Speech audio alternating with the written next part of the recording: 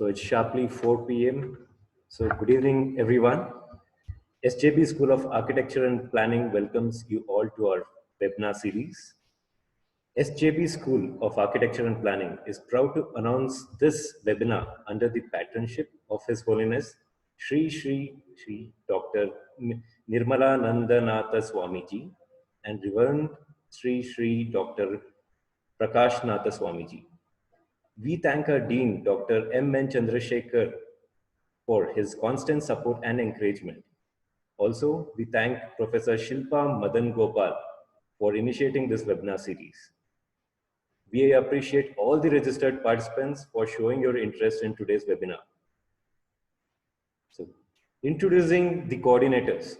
Myself, Professor Ashwin V.S., architect and urban planner, moderating today's webinar, and Professor Praveen D., architect and habitat designer, who will be coordinating this session. Participants, please keep your audio muted throughout the session.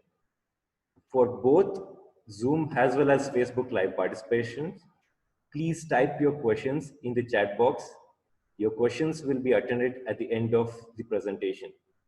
I'm looking forward for some fantastic questions from your end so that our speaker will be glad to clear everything out.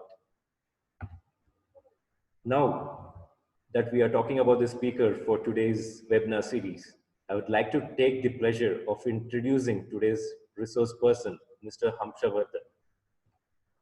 Estate's founder and managing director, Mr. Hamshavardhan, started his design career as a self-taught draftsman and furniture maker.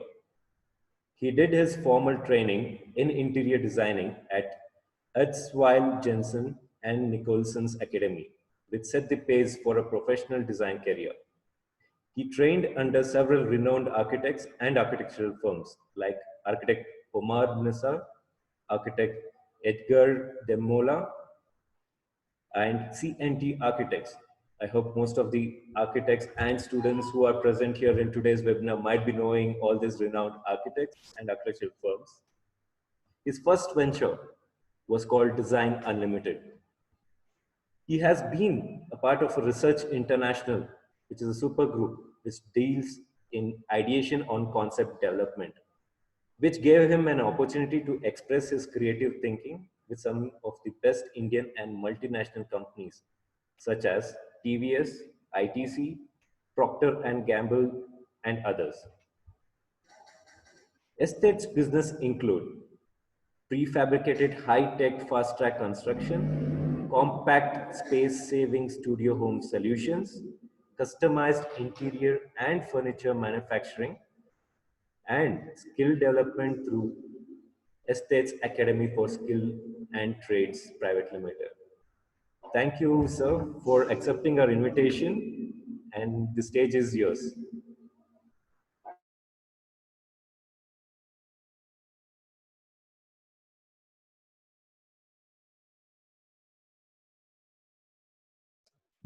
So thank you very much. Thank you for this opportunity, and I thank you all for being here. And I thank Professor Shilpa and the SJB School of Architecture and Planning for giving me this opportunity to showcase something that is, I feel, is inevitable going forward in the future. It is not something, an optional subject that one needs to know as a time pass or a hobby. This is going to be the very future of construction in the very near future, just in the next few years. And it is very fortunate that all of you are here to understand this technology. So to understand technology and how it can be used in India. Now, India is a very complex place, and construction itself is a very complex activity. So these two complexities collide, and it's like one big, I don't know what to call it, like a big bang, yeah?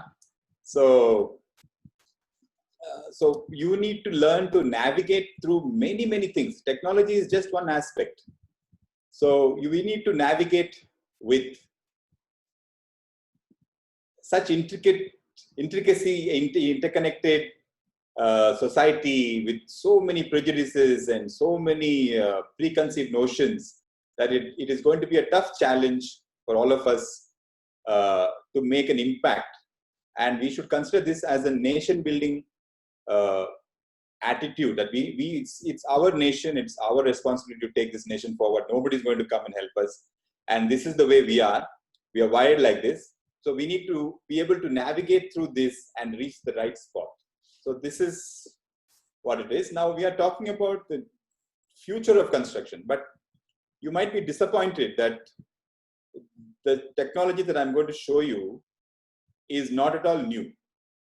It may be like jaw-droppingly new for us. For some of us who would have never seen a construction, we would have never even imagined construction can even be done like this. But this technology goes back to over a century. So in the US, a company called Sears started a catalog home. They used to have a beautifully designed, hand-rendered, watercolored designs of houses, which used to be in a form of a magazine. It's called a mail order book. And these used to be posted to various people, and they used to choose the design, and a truck would come with all the parts and would assemble the house within a couple of months. But they then use wood as a main component. Going further, somebody thought of replacing wood with galvanized steel. So this is where the technology actually took off. This happened about 50 years ago.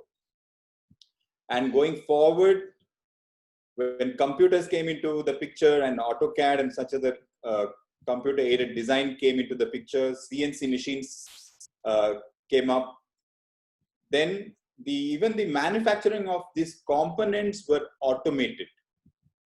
The design was automated, the component manufacturing was automated. The only thing really left for the house builder or the construction crew was just to assemble. So this is how it has come. But the scene in India has been very different. We have more or less been doing the same thing. Even our RCC so-called technology are pretty outdated. And unfortunately, also we are not a big believer in good quality work, aesthetics and things like that. Therefore, even the workmanship has suffered over the years, right? So let me start the webinar. I'm going to be very, since I can't, I'm just speaking to my computer. It's not something that I'm very used to, or I don't really like this. I would have rather been with you, amongst you. But this is where it goes. I hope I can sustain your interest. It's a very important thing that one needs to know. Okay, so going forward, let us look at a simple construction activity of a small ground plus one house in the form of a video, because videos is the most visual way of understanding the whole technology rather than me talking away. So let's have a look.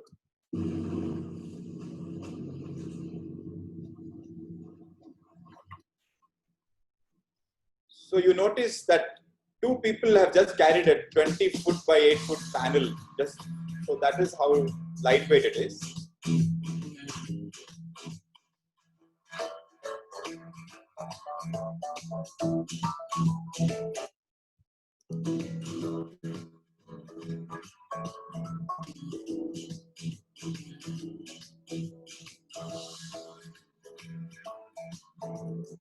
So this is like a week's work.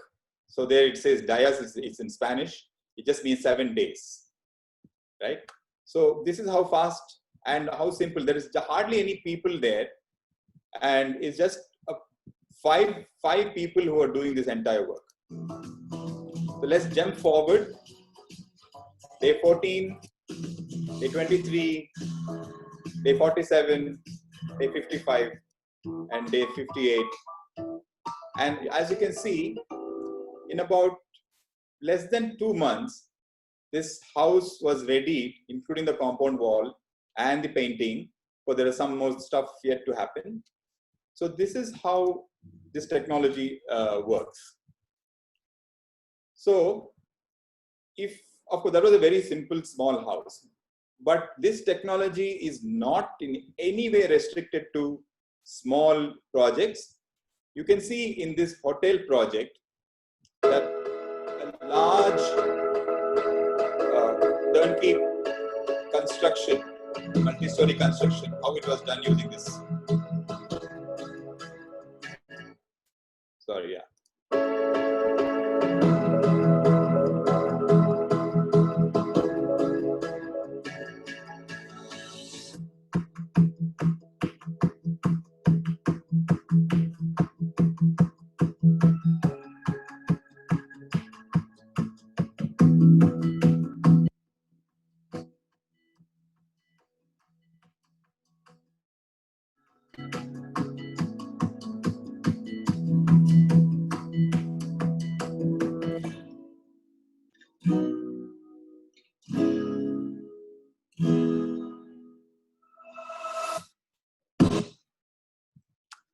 All right, so let's just move forward.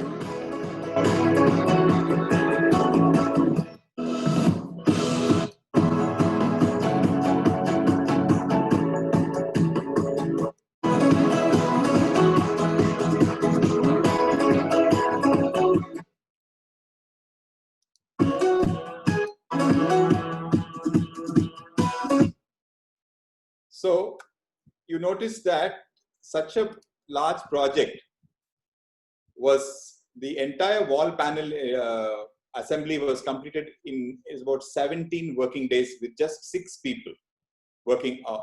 And this is a 156 room hotel on 6 levels. Right. So this is the technology. So now let us dive deep into what is the technology all about. Actually, it is a very simple technology. The basis of this technology, or the historical context of this technology, is that the structure of the house or any building can be made with, usually we imagine it has to be some kind of brick or block, some kind of masonry work.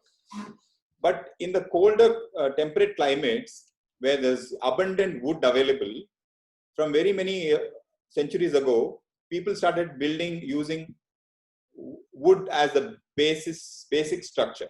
And this wood was then covered with some kind of mesh and plastered, lath and plaster, or they later, when it came, they started introducing ready-made boards. So this was a dry construction. This is where the genesis of this technology is. But now the core, the wooden frame, has been replaced with galvanized steel sections. And this entire steel section is designed and made totally hands-free in a machine. And this is the basis of this technology. As you can see, this gray item here is the structural element. And it is, mind you, it is a load-bearing structure. It is not just a partition wall like how you probably would have seen in office partitions. These are very, very strong, capable of taking the load of up to 5 to 7 floors. In fact, people are now pushing the boundary even to beyond 7 floors to even skyscrapers. So either side of this frame, we generally have some kind of boarding. Usually, it depends on the climate. Here we use a cement fiber board. It can be wood or any other material, including gypsum. And between the gaps that's there between these two boards is filled with an insulating material, usually mineral wool. But practically anything can be used as an insulation. Once this all comes together and you have your door frames and window frames put, it is as good as any other construction. In fact, much better, because you have heat insulation, sound insulation, etc. All right. Now let us look at the designing part of it. How is it designed? Now you, as architects, have a different idea about how designing is done. So you are looking at functionality, aesthetics, and other material use. But when it comes to the construction using this particular technology, there is a software that converts an architectural drawing into something that the machine can understand and produce the panels, the component that goes into the prefabrication. Now, prefabrication is also known as off-site construction. The conventional construction, the raw material comes to the site, and the raw material is mixed. So basically the site becomes a factory, and therefore it is very difficult to maintain quality and control costs and delays. So if we take this manufacturing out of the site into a factory and just supply only materials to be assembled at site. So now this is an architectural drawing, and this is going to be converted into the steel frames prefab structure using this particular software. Now you can see that he is just deciding on what type of thickness of the wall he is going to draw now, and he's just literally just going to trace the architect's drawing using this software. Now this software usually comes bundled with the machine, but it can also be just a plug-in to Revit, or it can be bought as a third-party software. So now you can see that he's just following the architect's drawings, and right now he's creating the external walls. Now there could be a different specification for external and internal, or it could be the same depending on various factors. So this is the process of visualizing. Now it has already extruded the external wall in the software, and the process continues with internal walls and bracings, and then you have your floor joists, what goes over the floor, and then you continue with other floors, multi-story, and you then finish it off with the roof. Because this is a temperate country, they need a sloping roof to take the snow out of the terrace.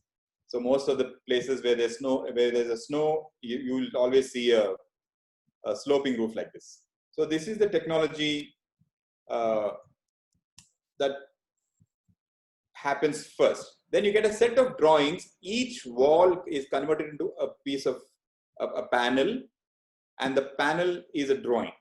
And this is fed into a machine which automatically manufactures the exact item required without any wastage, without any human intervention, up to the accuracy. So you can see here, this machine is taking in the galvanized steel in the form of a strip, and it is getting fed into this machine. Now this is a robotic machine which does all the punching, rolling, shaping, everything according to the drawing, and it comes out on the other end ready to assemble. So you can see even the screw holes are pre-punched. You can see here even the screw holes are pre-punched already, so you don't even have to know where to put the screw, which is already there, and there's a little dimple in that which sort of goes and notches into the other part, so it just goes exactly where it should go. Even if you want to make a mistake, you don't have a chance of doing that. So the items just come out of the machine like this, and all you have to do is gather it and take it to the site, or it can be assembled at the factory itself and taken as wall panels. So whenever there is a question popping up on your mind, immediately you type it out or make a note of it to ask later. Otherwise you might miss, because we are not going to stop the presentation. All questions will be fielded at the end of this presentation. Right. Now I'm going to take you back a little bit, even behind the scene of this manufacturing. So steel rolls which are galvanized. Galvanized means it's a process by which steel becomes corrosion proof, corrosion resistant, rust resistant. So an example of a company that makes and sells this kind of coil is JSW, Jindal Steel Works, or Tata, right? So they make these coils which are of a specific thickness and of certain strength, and these are then slit into the right width depending on the kind of channel we want to use, and re-rolled back into these rolls again, steel rolls. Now each of these rolls will weigh about 1.5 tons or so, and this will be mounted on a decoiler. This coil is so heavy that you can't just pull a steel out of it, so it needs a motorized despooling, decoiling machine, which then feeds the steel into this automatic machine, which you saw the video just a little while ago. You can see here how the steel is entering the machine. This is an innards of the machine where there are many punches and coils and rollers and all kind of things that are there built into it. And the final product comes out in the form of a C channel. So most of the components of the wall is nothing but a C channel. You notice here there is a hole punched. Now this is there as the provider of services. Like if you want to pass your conduits or your plumbing lines, these holes are there meant for that. You can see here that someone is assembling a little truss, and you can see the skeleton of the building here at the right, extreme right lower corner. Okay, I would have asked you any questions, but we move on. So if you have any questions that are popping out your mind, please type it. The question answer session will be longer than the presentation, I hope. Now let's look at some of these advantages of these prefabrication. Why must one go for prefabrication? Now, one of the problems facing any contractor and indirectly any architect is the client comes to the architect with a dream of building a, let's just take for an example of a house. It could be a school, or it could be a hotel, whatever. Now he is very apprehensive because in the past it has been proved that the three main ingredients of a building, that is quality, timely delivery, and guaranteed cost. Like if someone says this particular project is going to cost you X amount, will it be X amount at the end of the project? So this has always been an issue, and due to many people not being able to deliver on all these three key ingredients, the trust between a contractor and a client has completely broken. In fact, there is absolutely no trust. A client does not believe a contractor no matter what he says, right?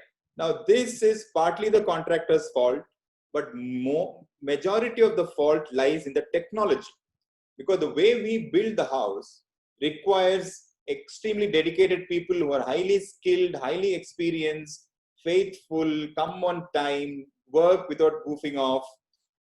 This is not going to be possible. There used to be one zamana, andakalam, like they say, when this was possible. Time has changed. It is no longer possible to do this saga of construction using the old method. We need something that will fix the trust back. We want to build the trust back. We want to bring back the trust. We want to offer quality, assured timing, and assured costing. This is only, and I'm stressing this, only possible using offsite and prefab technologies. Going forward, this is not going to be possible with conventional construction. All right, let's look at some of the advantages of going with prefab. You can see the digital design and prefabrication is the great boon. It is fast, accurate. So this is one of the main advantages. Then the quality is predictable and precise because we are sourcing the material from reputed companies like Jindal and Tata, and these are the what's used at the site. There is no scope for someone to miss the target of quality by not mixing the right things. It comes ready-made from the factory, so the precise quality can be assured. And prefab, many people have a misconception, is only meant for low cost, some huts or something. It is not true.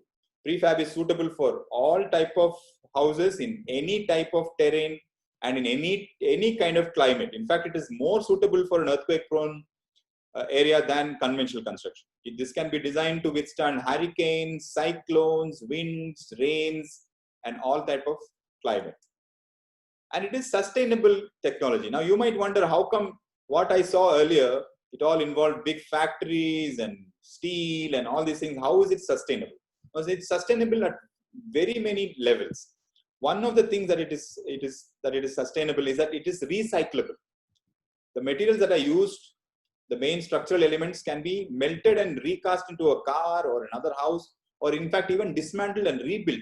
So it is recyclable, upcyclable, and even resellable. Secondly, the walls are parallel cavity walls with a space in between which is filled with insulation. This ensures energy efficiency. So even during the hottest summers, you will be spending less money on air conditioning and fans. And this is another reason. Another reason that might attract you to this technology is that construction using this type of prefab technology uses only 10% of the water compared to the ordinary construction. And very little sand is used. Mostly it is used only for the foundation. It is strong. In fact, I dare say stronger than conventional buildings, and as durable, if not more durable than conventional buildings. And you can build any size and any style, as you will see when we go further with our presentation. I already mentioned, you will be surprised. We all have this romantic notion of living in a brick house, stone house, because it is cooler inside. On the contrary, I can challenge you that this house made with this technology is cooler even during the blazing summer when the sun is bombarding your house. You will be 5 to 6 degrees cooler compared to any other house of similar size and shape. And this is the fastest, believe it or not, this is the fastest technology in the whole world. There's nothing faster than this. When I say fast, I'm talking about once the architect has designed something and he says, fine, go ahead with it. And the client says, yes, I'm happy, let's go ahead with this. And the money comes to the contractor's table. From then to handing over the finished this thing, nobody can beat this technology in speed. Now let's look at an actual construction site. Now this is how a two-story house, like a bungalow kind of thing, will look during construction. As you can see, there is no masonry to be seen anywhere. There are no walls made of bricks or blocks. There are nothing blocks and sand lying around, mud lying around, etc. It's a very clean thing. In fact, you don't even need scaffolding. You can literally climb up using this frame itself. As you can see, there's a crew here working. Maybe 5 or 6 people is all is needed. And I would have, if it were a open class, I would have asked, what are the tools required to build this house? And you will be shocked. There's only one tool you need, which is a power drill, a screwdriver. That's all. Just a screwdriver. In fact, all of you students, maybe 5 or 10 of you can get together and actually build this house in about a couple of months. This could be a 2,000 square feet, 3-bedroom house. And even if you have never built a house in your life, I bet that you will do a fantastic job and make a beautiful house using this technology. Now, I challenge you to do the same using the conventional technology. Now, conventional technology, we are still building in this fashion. Everything is handled by totally incompetent and people. There are hardly any engineer. I don't even see any engineer in this picture.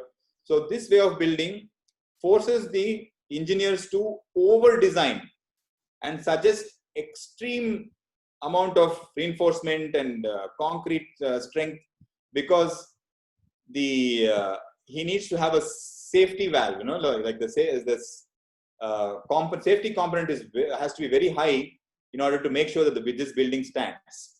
So as you can see, hundreds of people are doing this job. All I need is about 5 people. And construction site using this technology is absolutely clean. It's very urban. In fact, civil engineers and architects themselves can build this. They can get down to the site and build it themselves. And anything you want to design, you can go ahead and design it. You don't stop yourself saying, oh my God, this technology, I don't know what to do.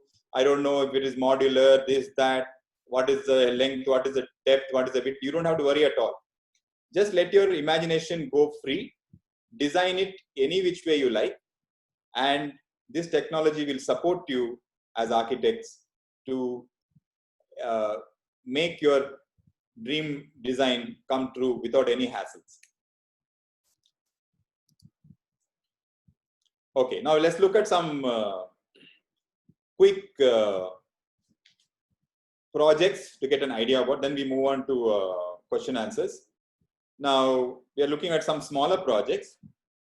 Now I've written here biggest advantage. This is just to remind me to tell you that you can here say no Xerox, which means in many of these villa projects and now that I've seen that every house looks exactly the same.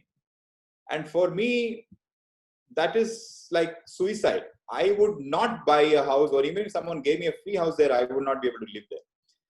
Now, that is done to save money and cost. But I am telling you, using this technology, every house can be different and it can be built as fast as if it were all same. So this is something, a boon to architects. You no longer have to think, and of course builders and developers, no longer have to think that you have to Xerox each and every design to save money. All right, so that is the main criteria. So you can see here some project, and this is the computer visualization of a house. Now this is what happens. So the computer actually can completely visualize the core of your, basically the wall and roof section, components based on your design. And this picture sort of tells you the entire story. So there is a concrete foundation, which is mostly just a raft, basically just a slab. You don't have to have a foundation under every wall like in a conventional construction. If it is a ground plus one, ground plus two structure, it can just be a flat concrete slab, reinforced slab, raised in order to prevent water from entering. And the frames are anchored directly with anchor bolts onto the concrete base. And cladding is done from inside and outside with insulation. And this is basically the technology. It is as simple as ABCD. Anybody can understand this technology. And even a doghouse to a dollhouse can also be made with this technology. And cottages, this is by the way one of our early projects which was done by us. Mansions, villas, houses, and you will be surprised, this house is in Maharashtra and the entire galvanized steel components came from New Zealand. They literally shipped each and every element of this house from New Zealand. But at that time, there were very few people building prefab houses in India. And this man, for some reason, decided that he wants a house built. And this was literally brought from there and built at the site. So you can see beautiful results, how you could use this technology for farmhouses, villas, freestanding houses, row houses, etc. It's a beautiful technology for all type of small and medium residential buildings. Also suitable for QSRs, roadside, like A to B kind of thing, and what have you. You could make this Kalyana Mandap or a car showroom. Now you can see this was an empty plot.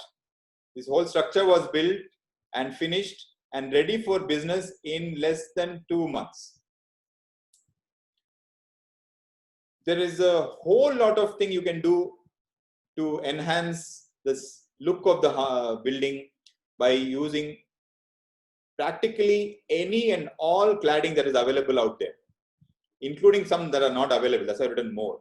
So this kind of thing is still not available in India. We are trying to process this, where you get a beautiful real terracotta facade, but it is attached to a galvanized metal backing.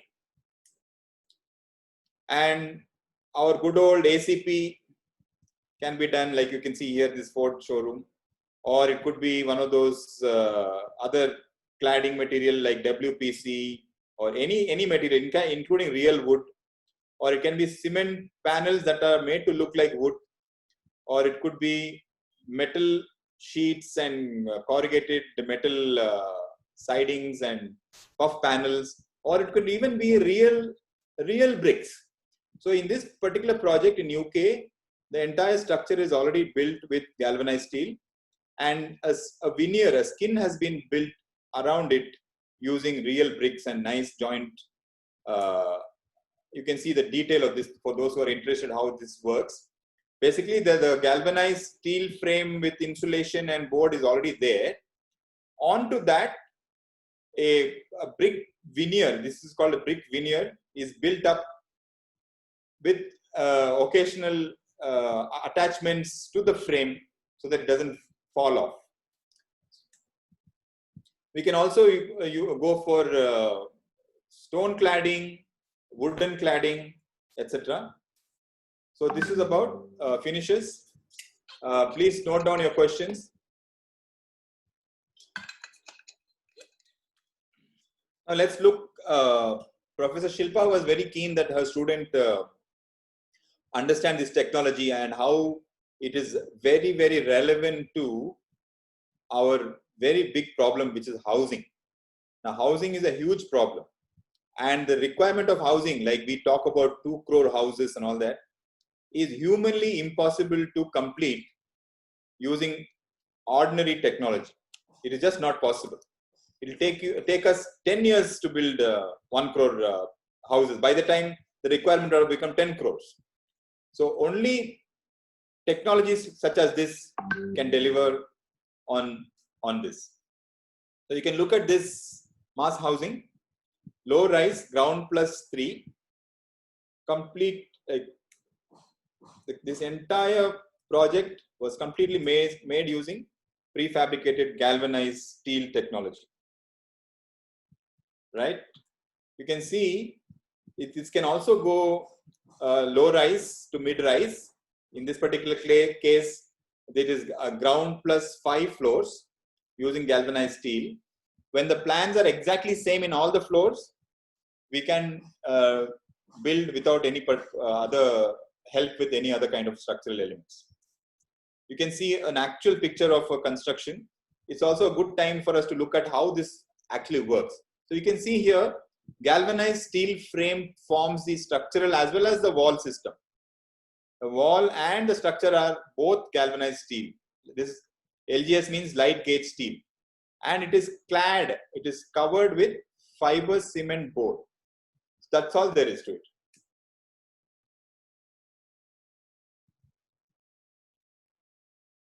You can see row housing, how it was built. These pictures show how it looked before it was finished. Now this is how it looks when it is finished. I am not saying anything about the architecture because this is not a class on architecture. Right now you can please ignore the architectural part of it and look only at the technology. Hopefully all of you can come up with beautiful and contemporary solutions. So you can see more of the same. Large projects such as this. It could be a hospital, it could be a school, university, hostel, what have you. And you can see here, this language is a little alien to us because it is from West Africa.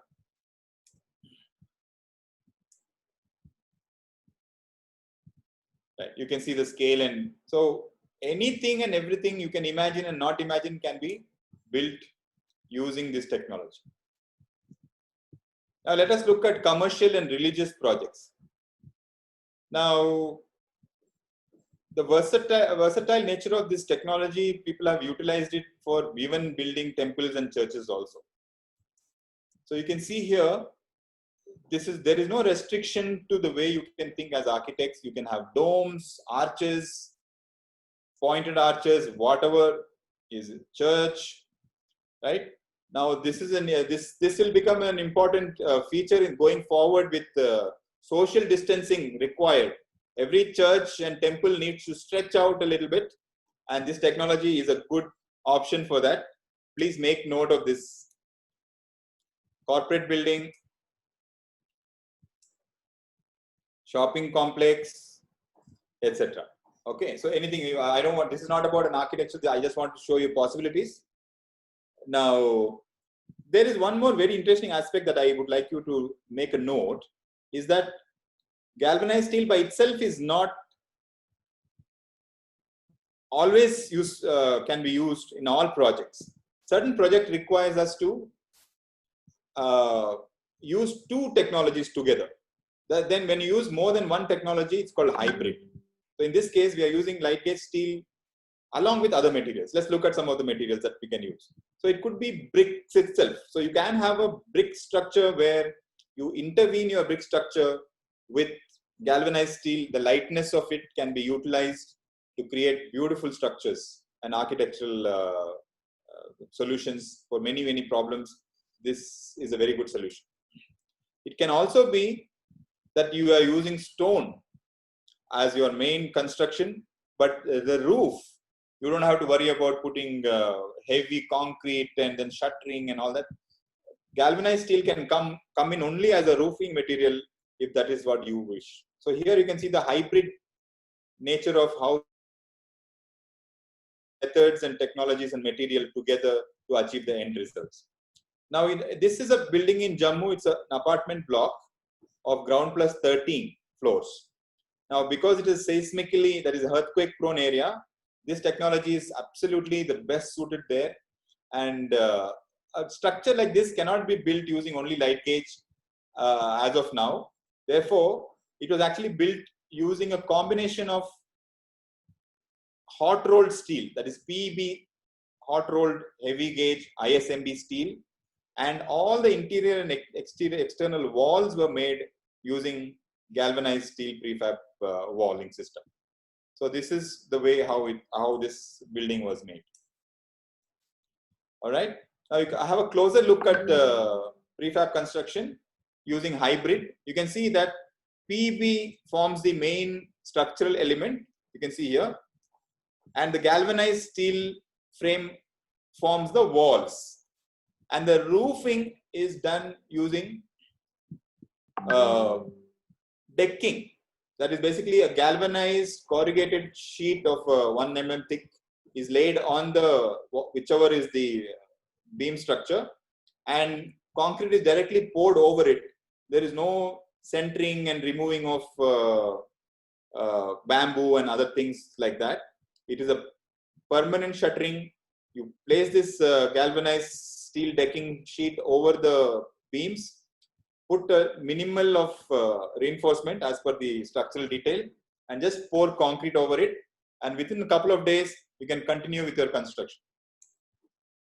You can see hybrid gives us a chance to literally go beyond any size limits.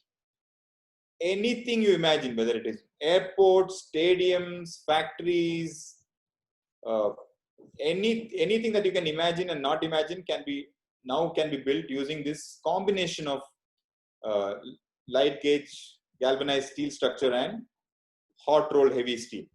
This is a beautiful hybridization where we can bring in steel even if you are actually wanting to build with bricks and blocks. Okay. So you can see here there is another this looks very familiar, except for the fact that whatever is coming above the stilt floor is the unfamiliar part. So the stilt, up to stilt, is built with our good old friend RCC. And by the time masons come and plaster it and paint it, the entire floor, whatever 3 or 4 floors that are on top of this, can be completed and finished. All right. So that is the end of the presentation. I'll take you quickly through some of the projects we have done.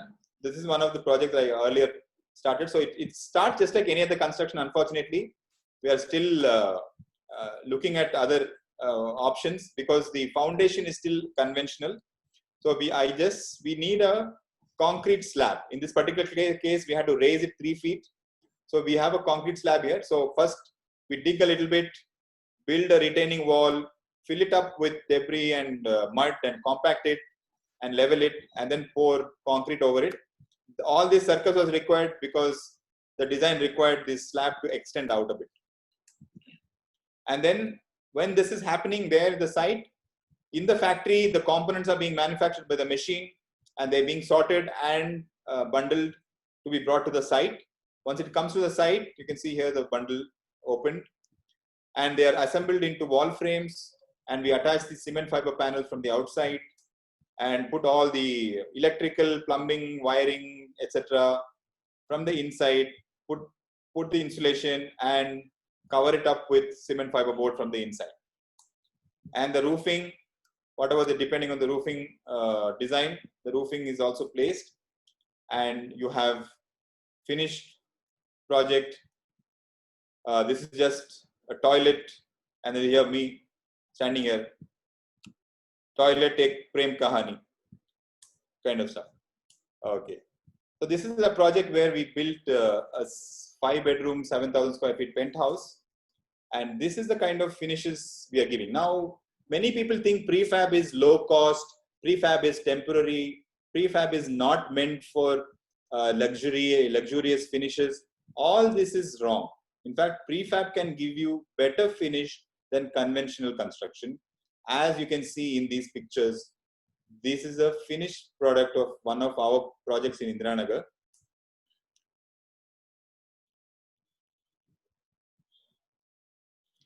Many people wonder after seeing this technology whether you can hang things on the wall. This picture answers that question, that many things are hanging out of the wall, just cantilevered from the wall, because it is just screwed onto the galvanized elements that are inside. Right?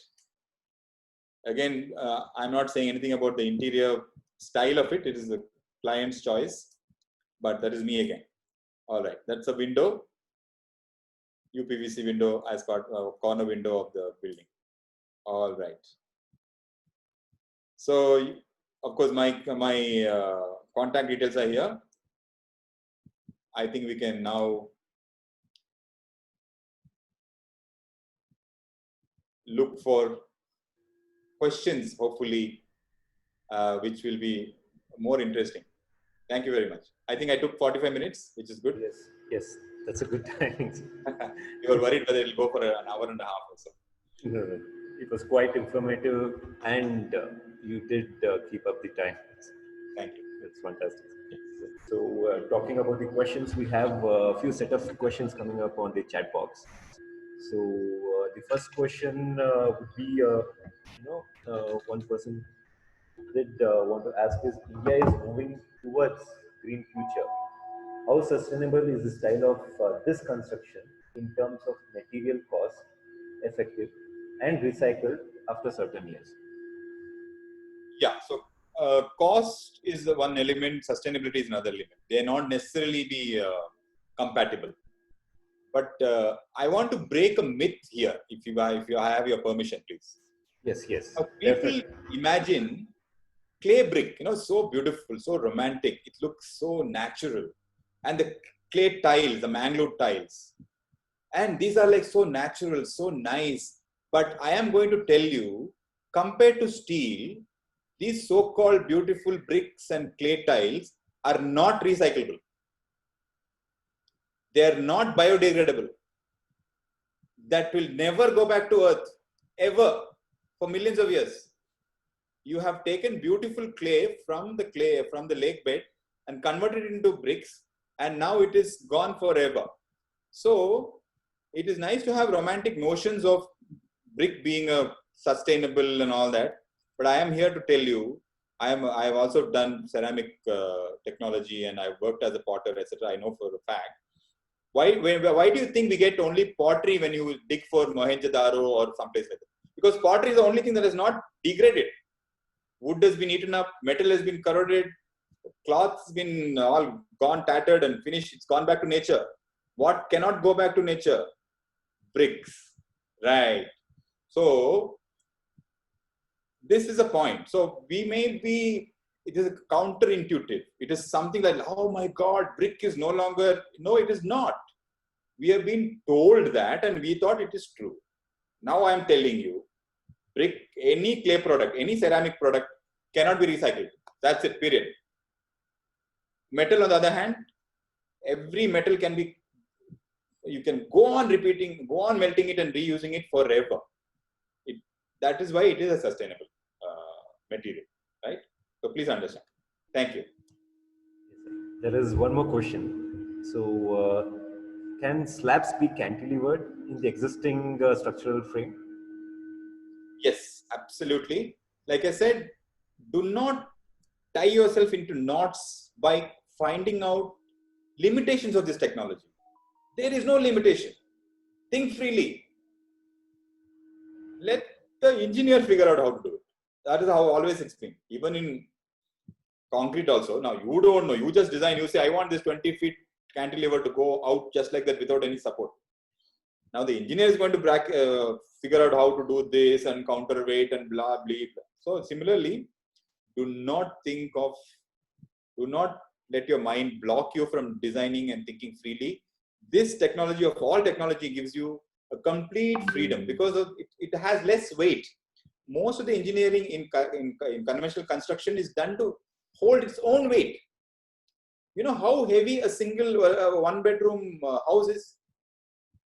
100 tons. I mean, why would you want 100 tons above your head? I mean, you will become matash chutney if something falls on you. And all the engineering, all the thing, plumb line, everything is there because even slightly, if it is like this, the weight will kill it. Its own weight.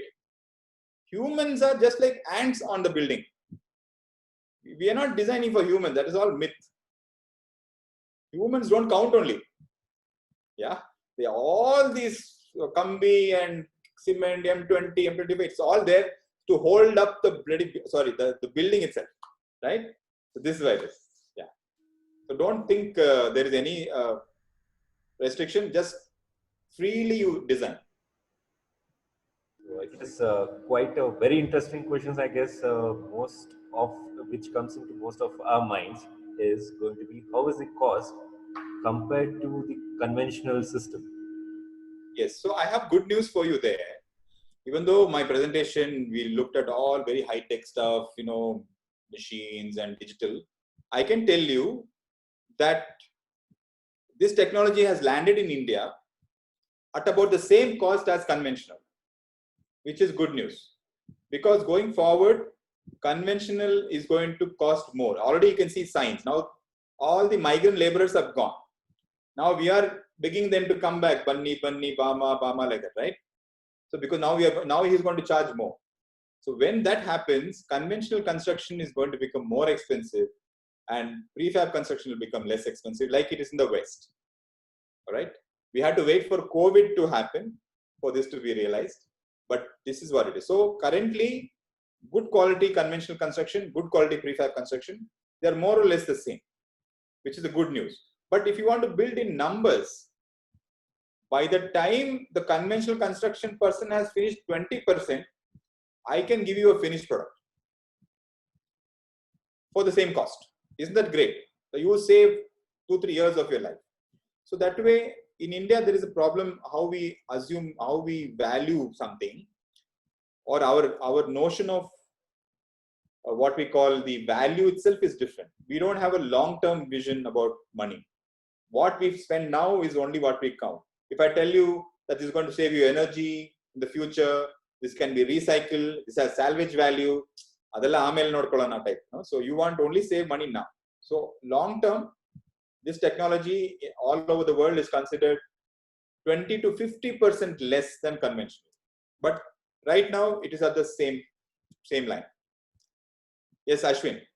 Yeah. Yes, sir. I'm just saying that it is the same, almost the same. Okay. Right.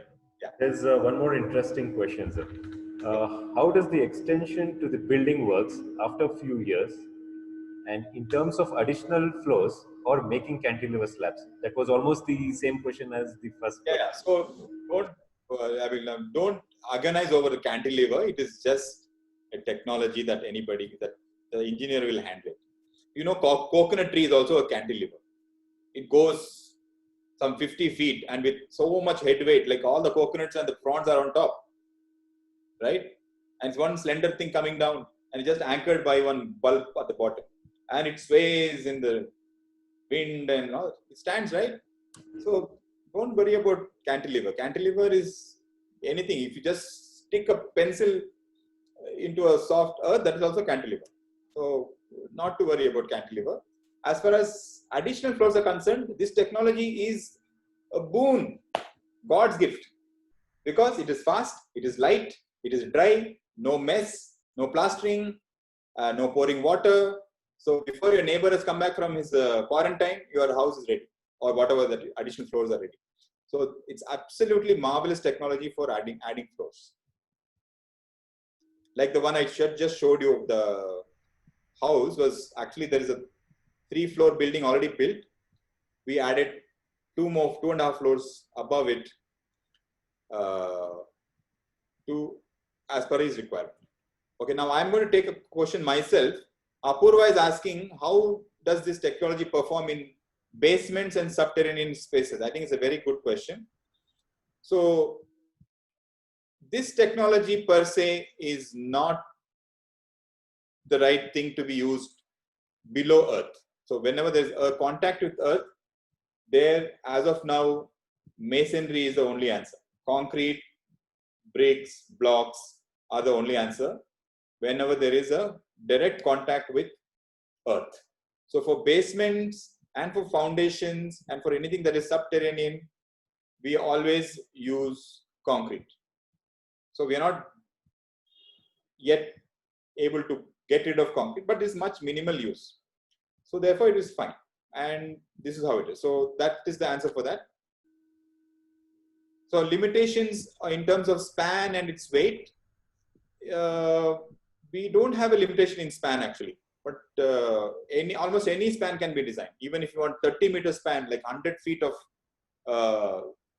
without any column, we can do it. So spans are not a problem. Engineers will have to take care of how the spans work, but there is absolutely no issue with the spans. Okay, how does soundproofing condition like vibration and if someone jumps, etc. and related to theft, which is also a question that I come across practically. Every client asks me that, every potential client asks me that one question, because it looks very flimsy. We have the metal frame. I have a sample here.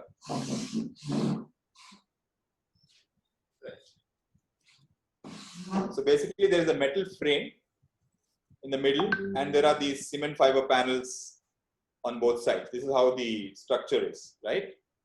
So it looks like it is very flimsy, but it is not. I can assure you that there is no sound transmission. There is no security issues associated with our construction. If you are somehow paranoid or if you're very concerned about something, we have absolutely bulletproof solutions available. Even if when someone comes with a hammer, they will not be able to get into your house. Those solutions are also available. But I think it is a little overkill. It is like taking a tank to deal with your neighbor, like a military tank, so to say. So it's not required. Windows and doors are usually the weak point. All your theft, majority of the theft happens through the doors and windows. That is where the weak points are. So our houses, our structures are as safe, if not safer, than conventional houses. Yes. There is one last question. Yes, I'm only taking the questions. Yeah. You need skilled workmanship to build this, especially joinery details. Yeah. So like I mentioned, any able-bodied person with a sound mind, like all of us, anybody who can lift a screwdriver and some amount of physical work can build using this technology, even without prior knowledge. That is the beauty of it. Okay. All you have to do is follow certain drawings, certain instructions, which is given to you. I'll tell you, I'll show you. You can see this drawing here, for example, right? Can you see the drawing? Yeah. So something is drawn here, right? Can you see it? Yeah. So this is like for every panel has a complete detail how it is to be assembled, right? So it's a no-brainer. It's idiot-proof technology. Give me a bunch of able-bodied people, men and women or whatever. Give me 2 days to train them. That's all I need. If I want somebody to be made into a mason from zero, I need 5 years. Here I'm asking less than 5 days. So that is how it is. Yes. Skilled workmanship, you can still screw up. You know, we Indians, we are like that. Give us anything, we will show you how to do it badly. That is our specialty. we will not take it to a next level, like how the Japanese did or the Chinese did. We will always bring it to the lower level, thinner, patla, और कम, 3 screw के बदले में 2 screw डालो, 2 screw के बदले में 1 screw डालो, like this.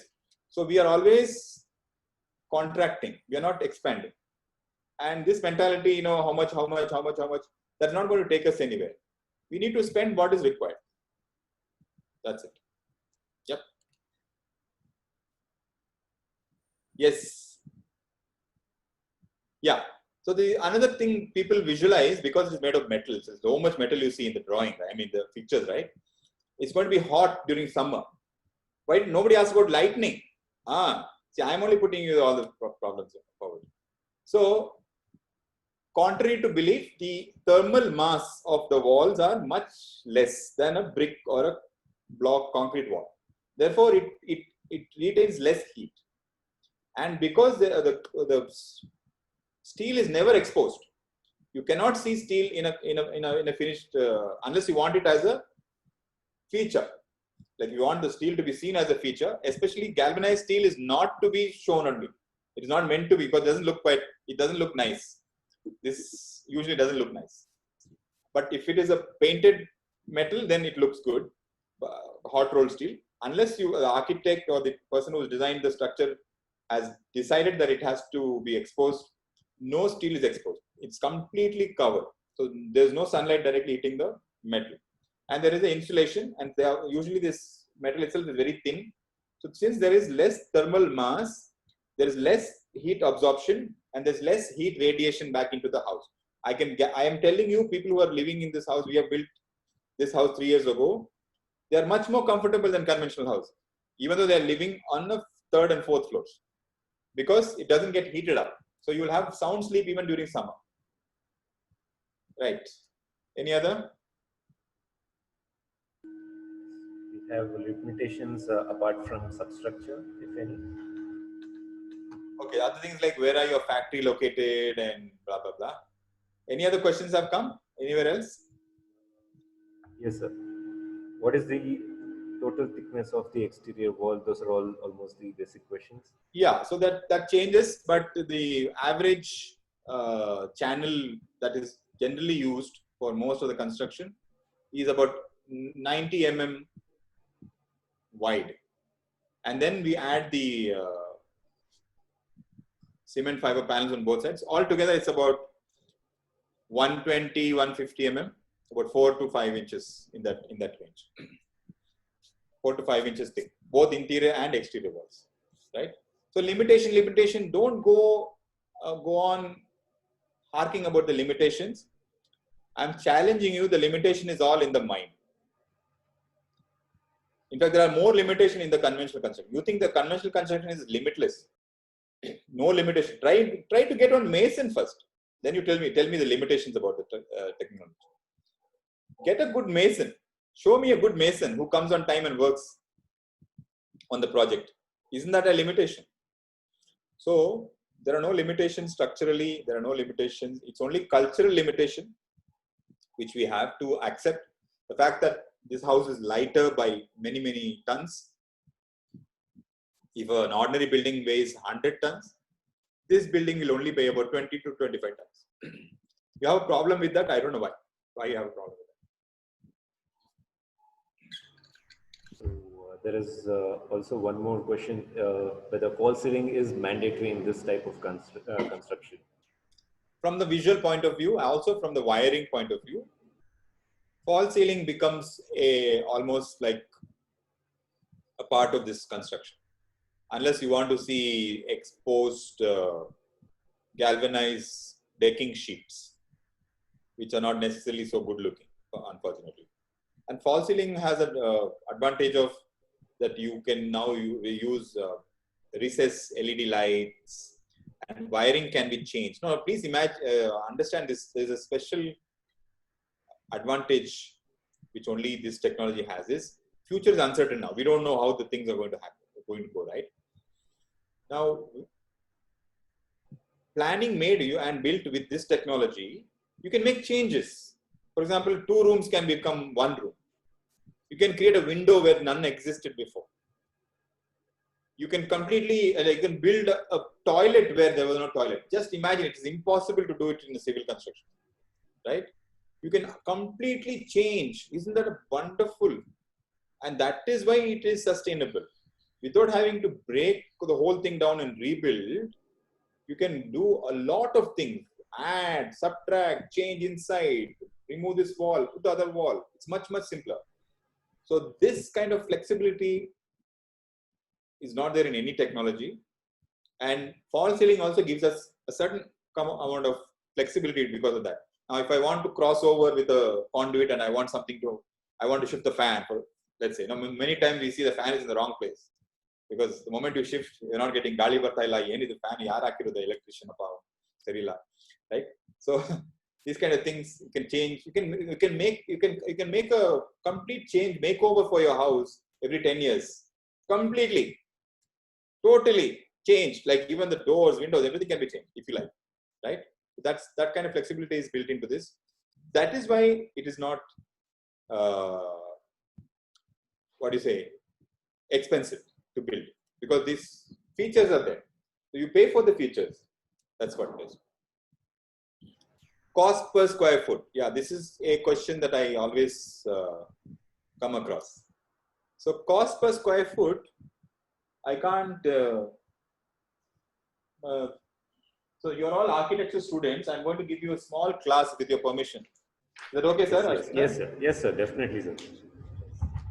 So I want to once and for all kill this cost per square foot if I can.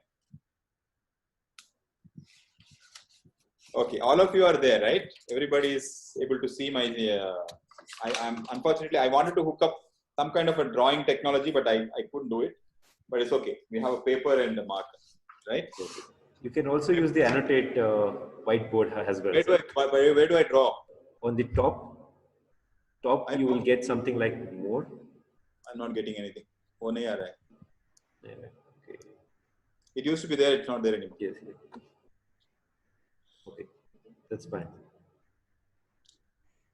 Share. Click on share. Just share, is it? Yes. Click on share, and then you have whiteboard. Just like the share screen. Yes. Click on share. Then you have whiteboard. Okay. Yes. Okay. Now is it? Can you see the whiteboard? Yes, sir. You're able to see the whiteboard, is it? Yes. All right. Super. Okay. So draw. What do I have here? Thick line. Fine. Now all are able to see, right? Yes, sir. I'm finding it a little difficult to draw with this thing. Yes, sir. Okay. Anyway. So let's say there is a 10 by 10 room like this, yeah? 10 by 10. This is very funny. Okay? Got it? Is it fine? Okay. I'll probably reduce the thickness a bit.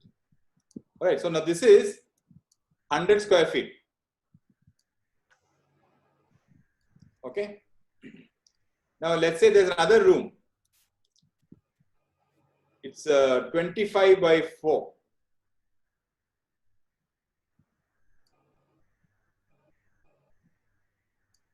All right. Also 100 square feet. Oops.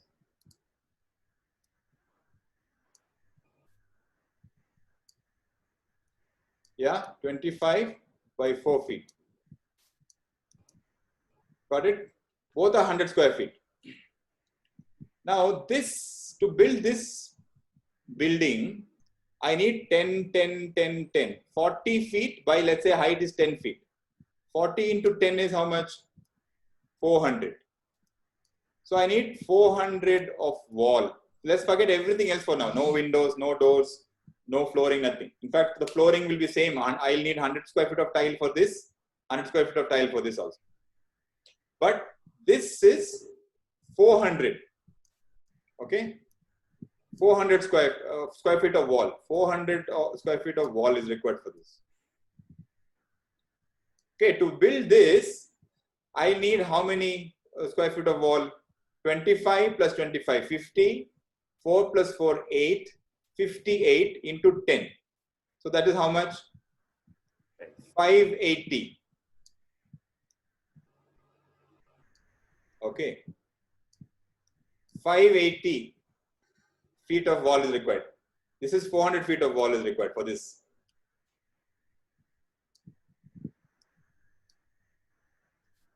Okay. And both are 100 square feet.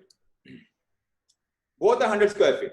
Now to build this house, I will need almost 50% more bricks, 50% more sand, 50% more cement, 50% more masonry work, 50% more paint, 50% more scaffolding, 50% more of every damn thing to build this room, this house, compared to this house.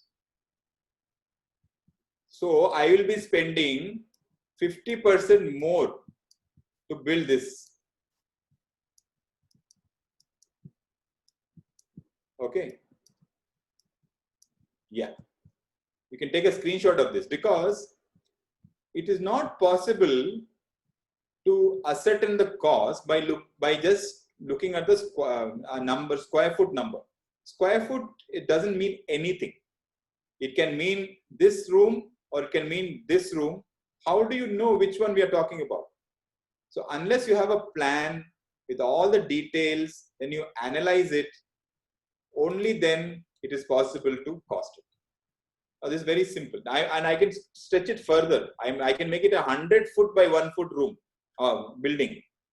In that, you need 2020 foot of wall to build that. Still, it is 100 square feet only. Where is 400? Where is 2000?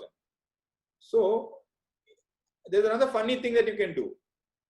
Suppose I build a courtyard in the middle, open to sky. Now, I'm adding 4 more walls, right?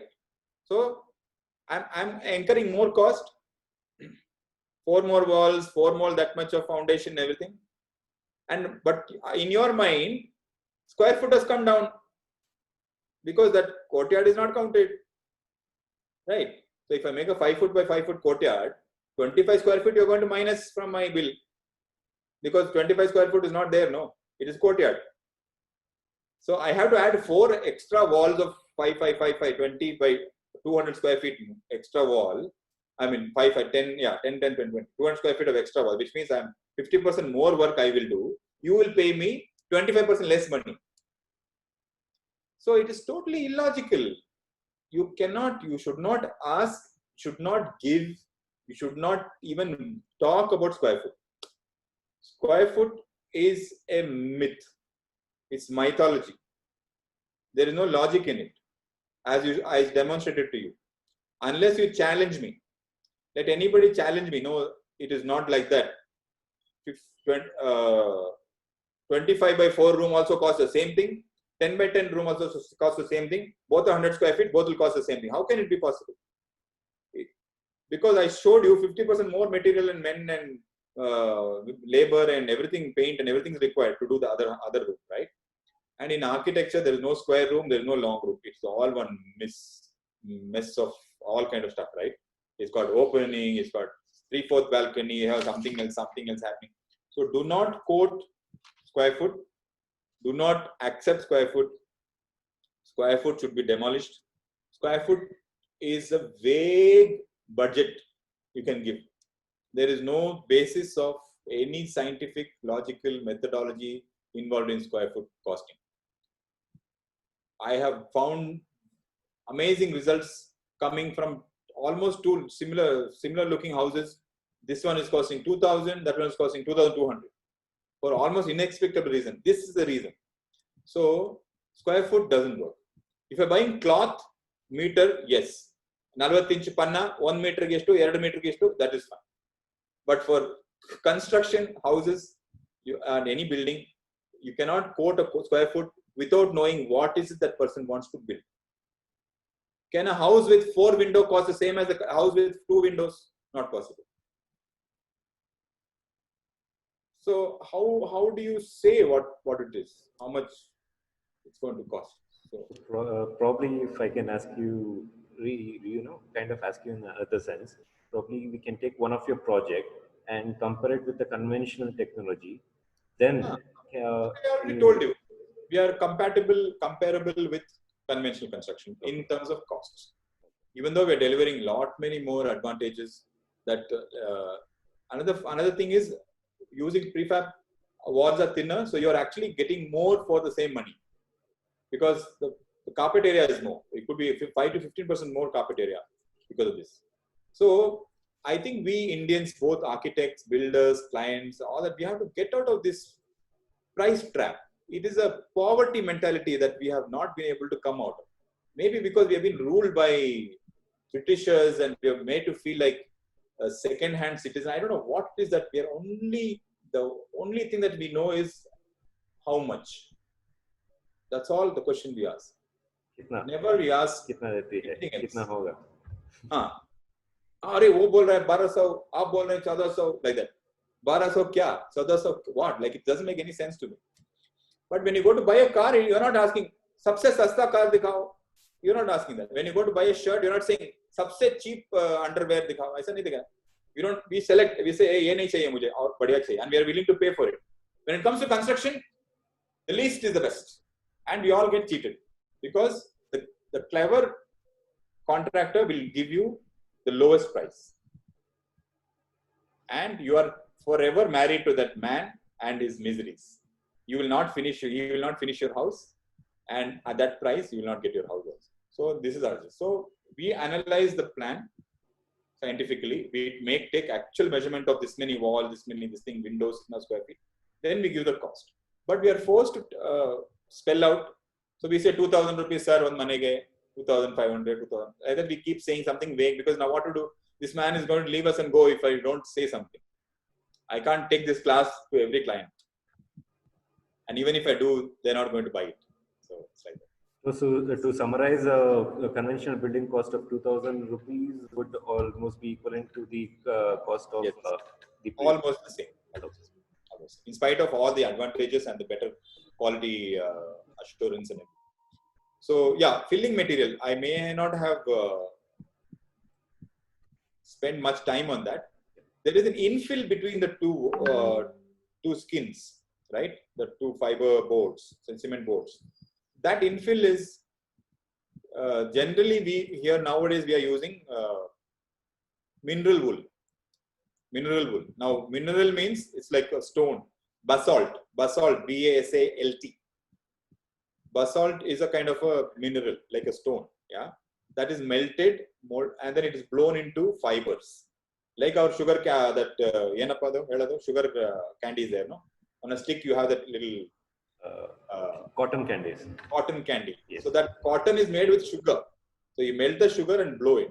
Similarly, they melt these stones and blow it into thin fibers, and that fiber is then compressed, and that is a beautiful material because it is inert, because it comes from a stone, and it is fireproof, heat resistant, and sound resistant.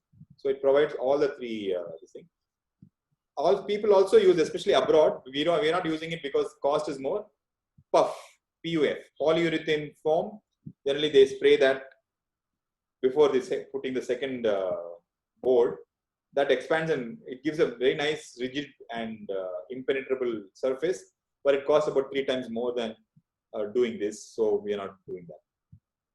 Literally anything can be done. There are also people who do filling with concrete, which is of course totally counterproductive to the technology. But if you want concrete, unless you have concrete, you cannot.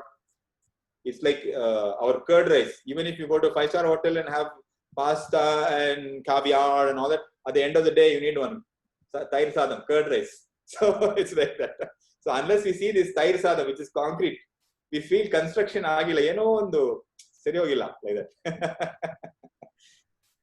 Foam concrete is also used, but I am dead against foam concrete. I will refuse projects.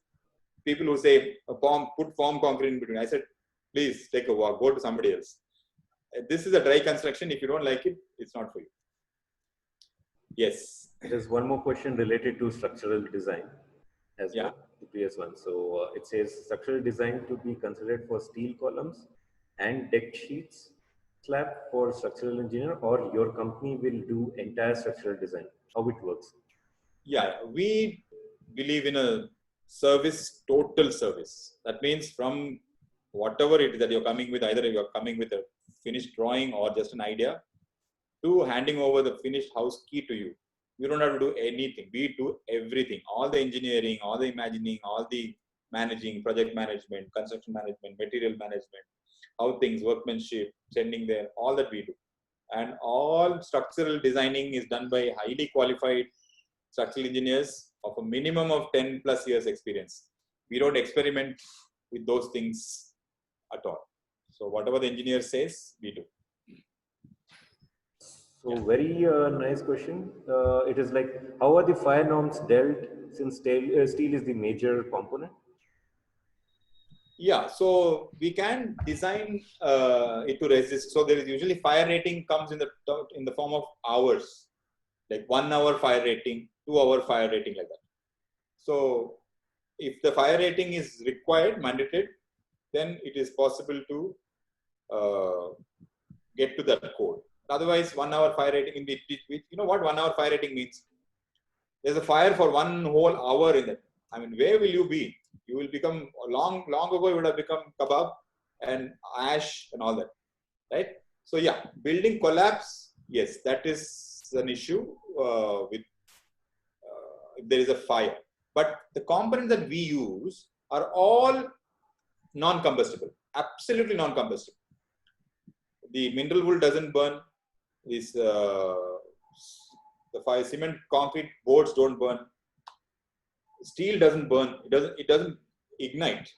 There has to be an external heat for it to get affected, and steel starts bending only when the heat goes beyond 400 degrees. I mean, water boils at 100 degrees, right? So it gives you enough time to escape. That's all I can say.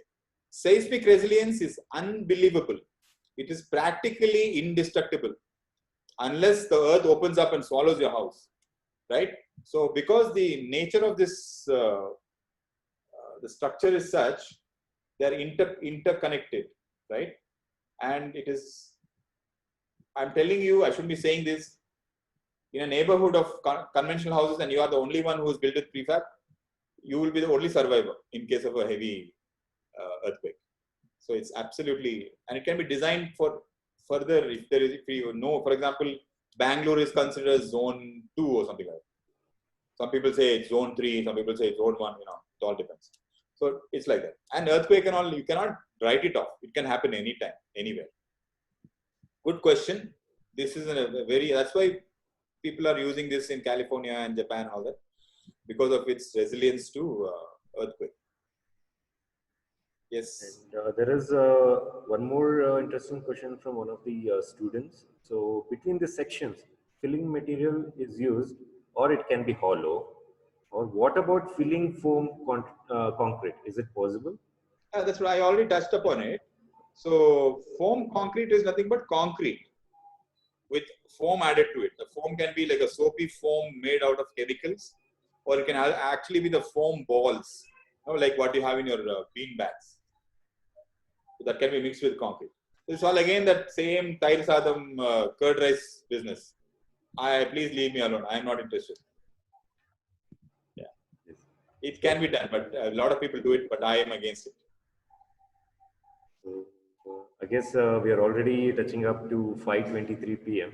So yeah, I think we can wind up unless there are any other question, interesting question we have missed. Where is your factory? So we have 2 factories. One is in Harohalli, one is in Kengeri. What else? in case of leakages, how convenient is it to repair? How is the cost compared to regular? We already answered that.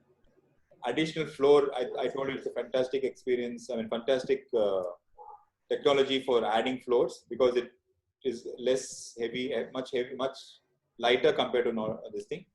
What did you ask? Did you ask me something? In case of leakages, how convenient is this to repair? Yeah. So when it comes to repairs, obviously this structure is literally a DIY structure because there is no masonry involved. So you can pretty much attend to many of the things yourself. And leakage is a big issue in all construction. For some reason, architects take rain very lightly in India. And you can see the results everywhere. So we are a tropical country. We have rains, we have storms, we have wind and rain together. So the rain is coming at 90 degree. Then rain is not coming like this, straight lines quietly going down. Rain can come, no, like that. So we have to design. We can't copy just because the white man is building a glass box. We can't do it because we have rain and we have blazing sun, and we have blazing sun and rain in the same day. So we have to design as per climate. Climate and weather cannot be just wished over. People do it all the time. I want a big picture window. I want 20 windows. I said, look, sir, you will die there inside. No, I'll put air conditioner. So this is how it goes. So unless we architects are empathetic towards the place where we are living, we are in a tropical country, we should design for we should not only copy whatever the white man does, we want. We have to stop this aping and monkeying. We should think on our own. We have the capacity to think and design and build for what is suitable for us. It doesn't have to please the white man. It doesn't have to look like his house. Our house should look like our house, Indian house. We should say, yes, look at the Indian architecture. Why is this all this chhajas? Because there's rain. Yeah, chhajas required. Yeah. Oh, I hate these chhajas. Then stop the rain then. No? So you understand what I'm saying, right? So sometimes the client only asks for leakage by insisting on this. I want this house. I want this type. And we architects oblige. Sorry, the architects generally oblige. They should say, sir, this will not work. You need to do this. Or you should say, you should double glazing with UV, blah, blah, blah. Yes, expenses goes up. Then the square foot will not work. If you want good glass house, it can be done. I'm not saying it cannot be done. It can even be done under the water also. But then it is not going to be your square foot H2, square foot H2. That kind of client will never get that house. Yeah. Get me Fenesta, get me double glazing, get me whatever vacuum sealed neoprene washer. The window costs 20 lakhs. Yes. Then it will happen. Then definitely you'll have beautiful windows, which doesn't need such a. But you want, sir, ₹300 square ಫೀಟ್ಗೆ UPVC ಅಲ್ಲಿ ₹250 ಕೊಡ್ತಾ ಇದ್ದಾರೆ sir, ಇಲ್ಲಿ ₹150 ಕೊಡ್ತಾ ಇದೆ sir, ಅಲ್ಲೋಗಿ.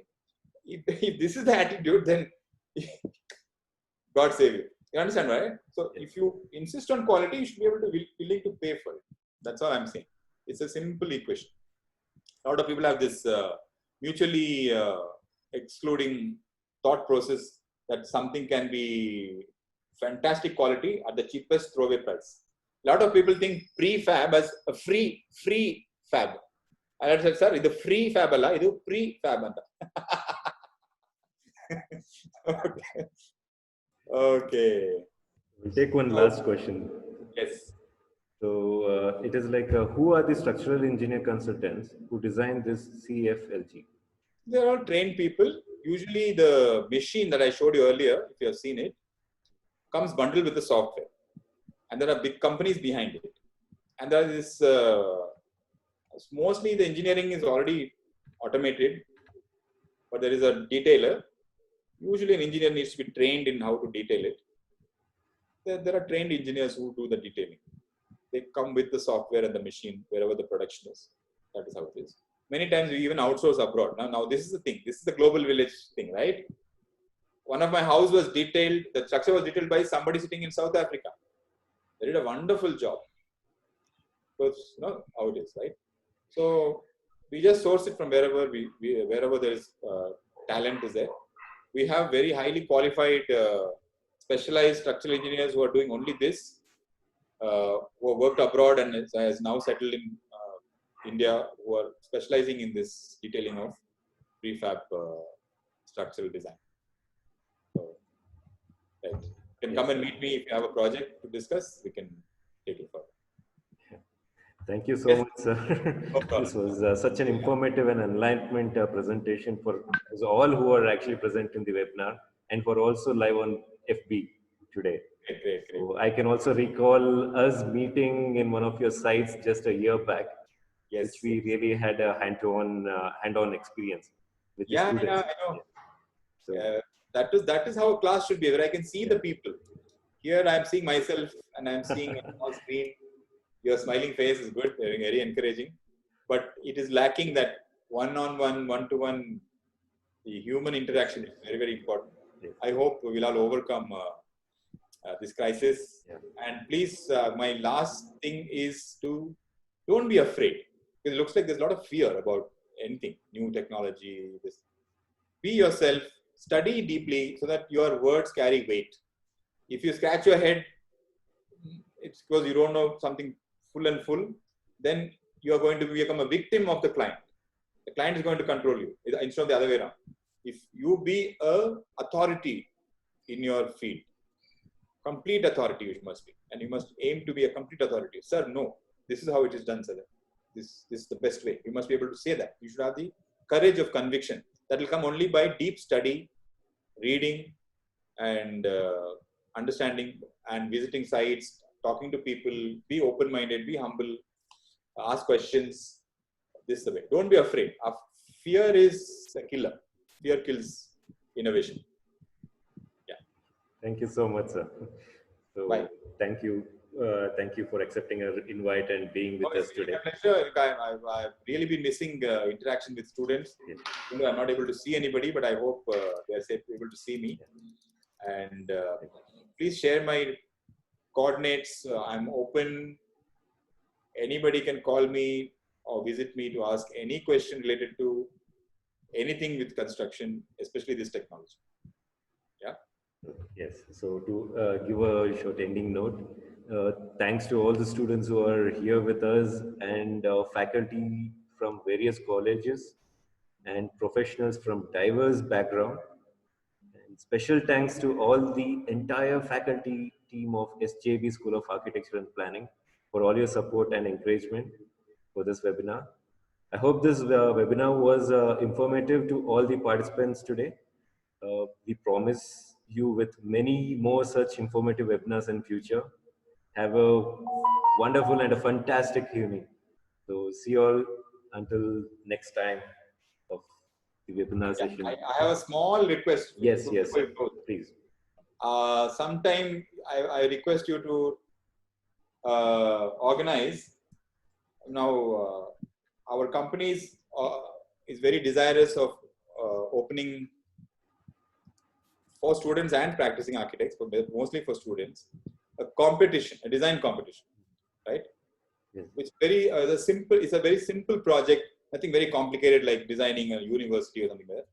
It is a very essence of design, like the smallest component of architectural design, basically dwellings. So we are going to come up with the, I would request you to organize a small meeting like this. I'll have two other architects, senior architects sitting with me, and we'll have a small presentation on what is that we are expecting, and any questions and answers we can answer. I want you to open it up to all the schools and colleges that you have access to, architecture colleges. There'll be some prize money, all that is also part of it. So thank you very much. Look forward to meeting you again. Yes, sir. We'll definitely carry this forward immediately. Post this meeting, we'll start working on it. Yes. Thank you. So thank you. Thank you so much. Thank you, Professor Shilpa. All the best. Thank you. Thank you, sir. I'll take leave. Thank you. Thank you.